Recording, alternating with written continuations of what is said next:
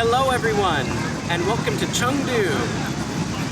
In the last video, we went on a 4-hour train ride from Xi'an to Chengdu.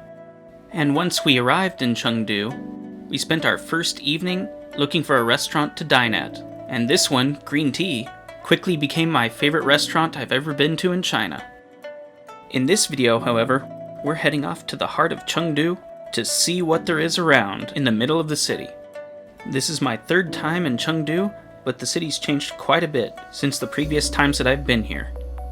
The square in the middle of the city is placed directly above the central subway station, and that's how we came to where we're at today. It used to only have one line connected to it, but now there are many. However, what you should know is that in addition to the subway station, it also has a gigantic shopping mall underneath, as well as other malls surrounding the center. There's also a few museums around here too, one of which we plan on going into in just a moment. But like everywhere else in China, there's a big statue of Mao right in the middle of the city, just as your friendly reminder that this is Communist China. Anyways, off to the museum we go. We are currently waiting in line for the entrance to the Chengdu Museum. Been in line for just 10 minutes and we're almost to the front.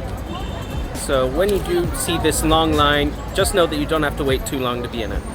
A ticket that you need to get before you get into the museum, you need to grab this paper here over at a window across from where the line ends.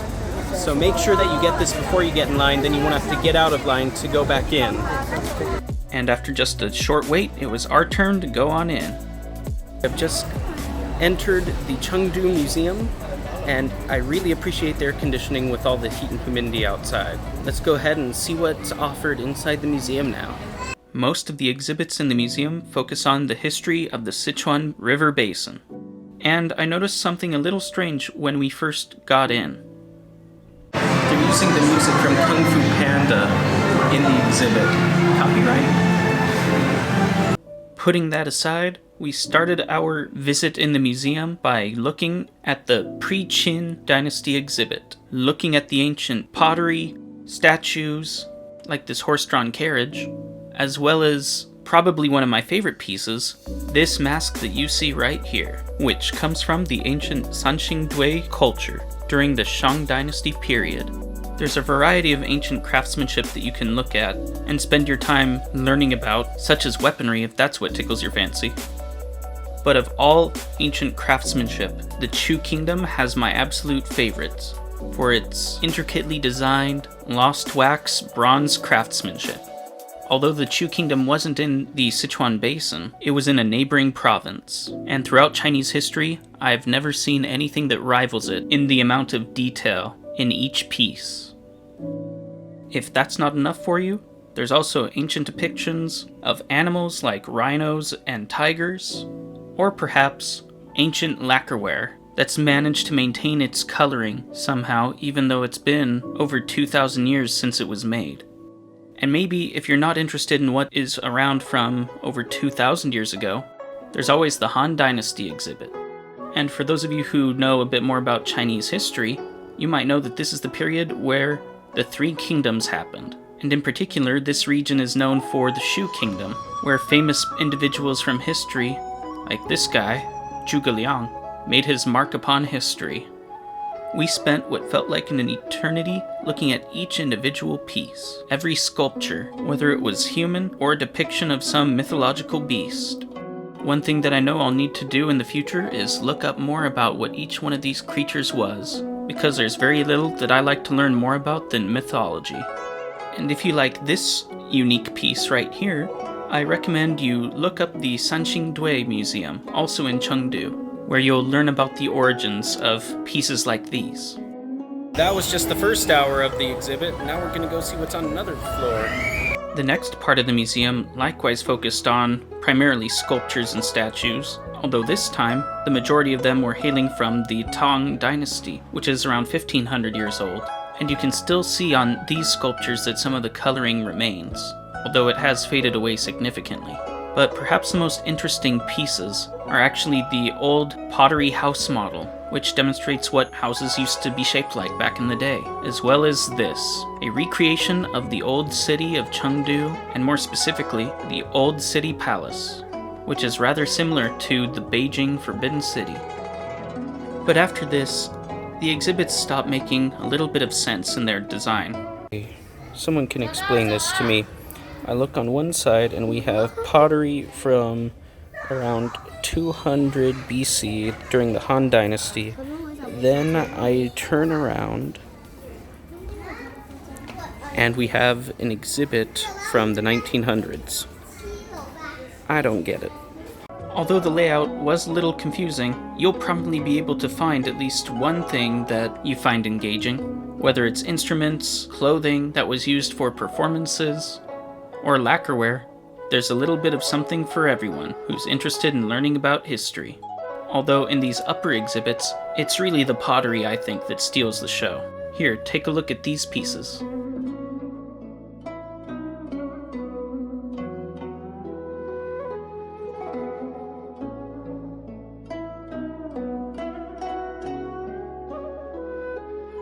Oh, I almost forgot. There's even ancient currency, including gold bars and metal ingots, as well as jade baubles and other jewelry, if that's what you want to see. But in my opinion, we have as of yet to actually hit the highlight of the museum. Well, when you finish looking through the exhibits that are on each floor, you're going to be able to look at all the different things they have for sale in the museum on each floor as well. Although I'm often tempted to buy merchandise at almost every museum that I go to, I resisted here, even though there were some particular pieces that looked really nice. And next, it was off to what I considered the highlight of the museum, the shadow puppet exhibit. So, what's a shadow puppet, you might ask? Well, it's a combination of carving and painting that's primarily used for storytelling, and shadow puppetry in China has existed for many centuries, and was used for all types of occasions. And the puppets in this exhibit were divided into two categories: Northern Chinese puppets and Southern Chinese puppets, with plaques differentiating between each of the regions. Shadow puppetry exhibit's really the biggest surprise of the Chengdu Museum. Lots of rich stories here in mythology that they have posted on the walls, and really hoping that I can learn more about it. Unfortunately, one thing I quickly learned is that if you're looking for English translations, you're going to be a little disappointed. The biggest sin of this entire museum, yet again, is the fact that they do not have English translations for a lot of this. Although I've studied Chinese for years, that doesn't mean that I'm still able to understand everything yet. And there was a lot that I really wish that I could have understood here too, but at least I took pictures of it for later as a reference. So without any English, I started to make some things up. I figured out the ancient history of the chocobos. Fish people. Bird people. Things I can't even begin to understand. You all guess who this is for shadow puppetry? I think if you know enough about Chinese history, you probably can. If not, maybe these two will help you figure it out. So depending on how much you know about Chinese stories, you can probably guess what some of these are. They also have the tools that were used historically to make these puppets, and also included some displays of how they were operated, in addition to the musical instruments that accompanied their play.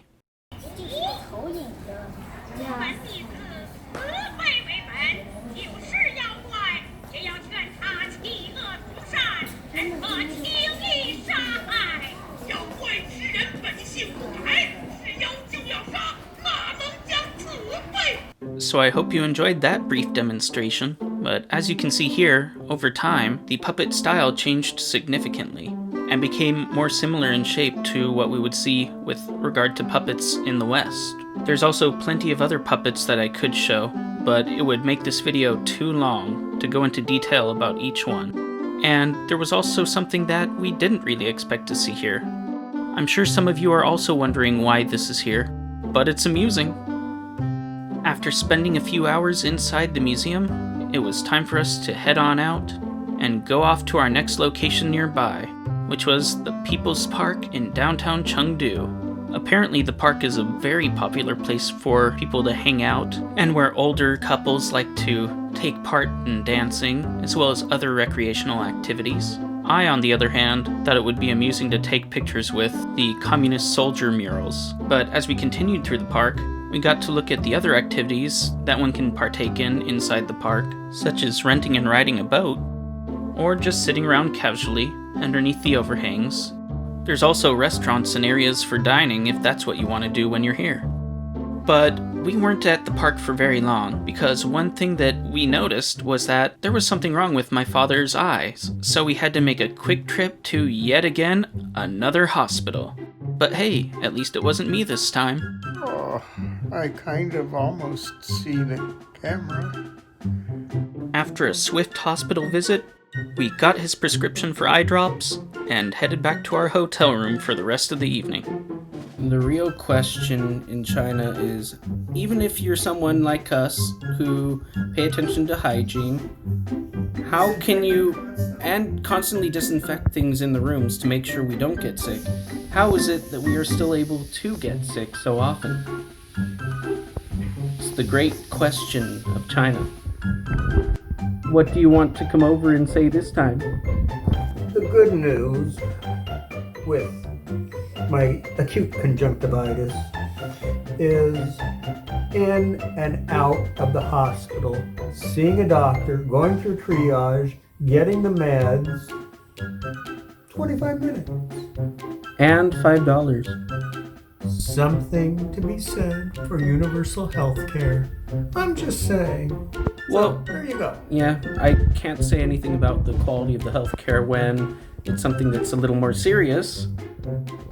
Hopefully don't have to experience that. But if it's something where you just have a cold, you have a fever, got something, some kind of throat sickness or red eyes, pink eyes, and you need meds for that, all of that's fairly good, fairly easy, fairly fast, and cheap. We decided to go ahead and order some food from the Meituan app. Haven't done this before from a hotel, so this was a learning experience. Had to go downstairs and have them help me put in the address for the hotel. But once that was done, it was just like normal for using Meituan, and we ended up getting food from the restaurant that we had yesterday since we liked it so much. All right. It is China's food. Here we go again. Green tea. Here we go, our dishes for this evening in Chengdu. We have our delicious eggplant again. We have these green tea cakes for dessert. We have sliced beef. And this is our meal. And there's a plate of everything together. Alright, I'm going to try the beef now. I just did the sweet and sour pork, and that wasn't really anything too special. It's good, but it's not great. And this, good. A little cool temperature-wise. Spicy though. So I would say if you are in the mood for good, cool, sliced, spicy beef, then that would hit the spot for you. Otherwise, it's skippable, but it's good. This time I'm gonna be bad and use my fingers and my left hand. Not so good flavor. Definitely a dessert. I should eat that after. I'm happy with this one, but nothing compares to the eggplant. The eggplant is what it's all about. Oh, now after trying everything again, I can tell you this eggplant is still a 10. These pancakes, they get a 7. They're good, they're not anything special. The beef, I would probably say is an 8, maybe an 8.5. It's something you gotta be more in the mood for, but it's definitely got good flavor. And then the sweet and sour pork, that's maybe a 7.5. 2 more nights to go in Chengdu. Hopefully we're not going to be getting any sicker as we continue our journey through China. It's always fun to see different hospitals, but we don't like to go to them. It just happens that we are going to them a lot. I love China. You know, they're only 20 billion people, every one of them on transit, everyone touching doors and rails. What's the odds you can go, 10 minutes without getting some kind of disease? There's something special about urban density. You sure you want this, America? I don't know. Somehow, country life sounds pretty good at the moment. So anyways, I hope you come back for the next video when we go off to Chengdu's Jinli Street, where we get to see a face-changing opera show, as well as go to a Tibetan restaurant for the first time. Anything else you would like to add?